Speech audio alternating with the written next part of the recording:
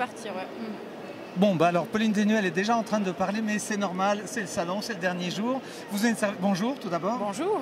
On est donc à Palexpo, dernier jour du 32e salon du livre, 11e année de Web TV pour France Loisirs.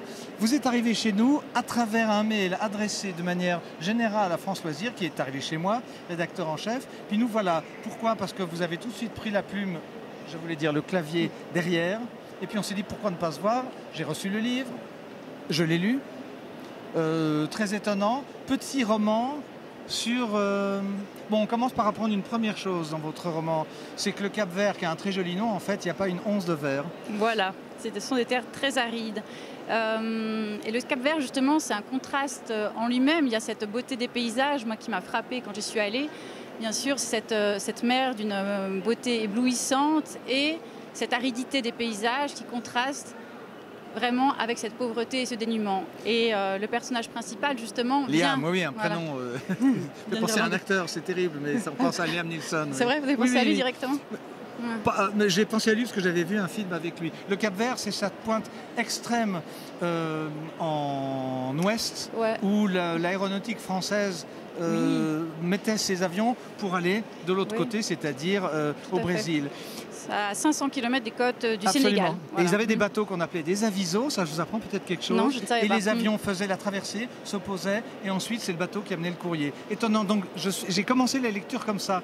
Curieusement, c'est la planche à voile, c'est le kitesurf, parce que c'est très moderne. Quelle idée derrière ça, indépendamment de ce qu'on appelle le déracinement et toutes ces choses-là, parce que ce Liam, qui est un prof un peu quoi, New Age. Oui, un petit peu. Il a un côté brut de décoffrage, un petit peu de surfeur avec les cheveux dans le vent qui vient finalement consommer du balnéaire et fuir finalement, se fuir lui-même. Il nous fuit nous? Il se fuit un peu lui-même, oui, il se cherche. Et il fuit son île de l'Irlande pour l'île du Cap-Vert, d'abord pour consommer du paradis balnéaire, je crois. Oui. En fait, ça a donné à la passion du kite. Il donne des cours. Voilà, avoir on peut du fun. imaginer qu'il consomme un petit peu. Ouais, mais il a un déclic parce qu'il est touché par la population locale et il passe un petit peu de l'autre côté. Et il se rend compte que les enfants ne savent pas nager et que cette île paradisiaque est finalement une prison. On est entouré par des murs d'eau là-bas finalement. Et l'océan est très très puissant et très violent. On peut difficilement nager voilà, si on n'a pas un Oui, beau crawl. on s'attendrait. Mais comme quand on va d'ailleurs dans les Antilles néerlandaises, on croit qu'on peut nager, mais pas du tout. Il y a des gros rouleaux. Il y a de gros rouleaux. Alors on ne va pas déflorer l'histoire, mais il se trouve qu'on s'attache à une jeune femme. On se dit, bon, il va se passer quelque chose. Il ne se passe pas ce à quoi on s'attend, puisqu'elle va disparaître de la circulation. Voilà. Alors, est-ce que ça en fait un policier pour autant? Non. Mais c'est vrai qu'il y a un petit suspense. Et puis il y a le thème de la migration qui est en filigrane, sans vouloir en dire trop. C'est un peu ça. Qu'est-ce qui fait qu'on part? C'est-à-dire qu'on va pointer le doigt sur lui? Voilà, et on est chacun dans son monde, même si on essaie justement de se déplacer vers l'autre, on reste très ethnocentré. Donc les gens du Cap-Vert le désignent comme le coupable, parce qu'il y a une disparition, il y a des angoisses. Et chacun reste dans son monde finalement. C'est très difficile d'aller vers l'autre. Je crois que c'est ce que décrit un petit peu cette histoire. Est-ce qu'on était obligé, mais c'est très bien parce que le roman est assez fort, de nouer l'histoire avec un drame policier pour qu'on s'accroche un peu plus, qu'on s'identifie à ce surfeur qui après tout est un surfeur comme on en rencontre beaucoup?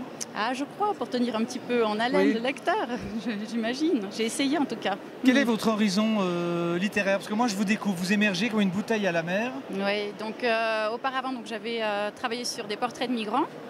Et avant, j'avais commis un opus qui était une autofiction. Et là, maintenant, donc, que je suis avec Emmanuelle Colas, qui est une éditrice merveilleuse, j'ai vraiment beaucoup de chance de travailler avec elle. Je ne veux pas dire que je vais encore travailler sur la migration, mais j'ai encore un autre... j'aimerais travailler sur quelque chose de polyphénique, avec des voix de femmes de générations très différentes. Mais c'est vrai que de travailler avec Emmanuelle Colas m'ouvre d'autres portes. Donc c'est une femme très engagée qui en plus vient de rouvrir sa maison d'édition. Je ne sais pas si vous savez, c'était les anciennes éditions Galade qui renaissent de leurs cendres. Et là, elle commence assez fort. En septembre, elle va Oui, publier... puisqu'elle commence avec vous. Ah oui, n'est-ce pas? Et elle va publier quand même Selahattin Demirtas, qui est le principal opposant de Erdogan en Turquie, qui croupit en prison et qui publie des fictions. Et c'est un signal assez fort. C'est quand même très très fort de publier ça. Voilà. Vous êtes une Française de Suisse ou une Suisse de France? Alors oui, j'ai migré en Suisse. Voilà. Vous avez je migré? me suis suicidée au bout de 10 ans. Au début, vraiment, j'ai cru que je m'y ferais pas. Donc s'il me manque un livre tout à l'heure, on pourra dire c'est elle, puisque vous êtes différente des Suisses, a priori. Non, le problème, la différence de couleur de peau est une chose terrible, qu'on retrouve un peu dans tous les romans. Et votre roman axe aussi de Suisse, c'est qu'il y a beaucoup d'étrangers dans ce pays et beaucoup de romanciers qui constatent que la différence de parler, de langue, jusqu'à Alexandre Voisard qui a reçu le prix des auditeurs et où son héros vient des pays de l'Est. Ça, c'est quelque chose, c'est des questions qui me touchent beaucoup, justement, cette altérité. Absolument. Merci beaucoup. Bonne visite. Vous êtes là plus tôt, mais sur Internet, ça ne se voit pas. Magnifique. On va vous laisser repartir avec vos deux filles qui vous regardent avec admiration et elles ont bien raison. Merci beaucoup. Merci beaucoup. Donc je rappelle, Pauline Desnuel, 200 mètres nage libre. On s'attend à avoir des histoires de sport et pas du tout.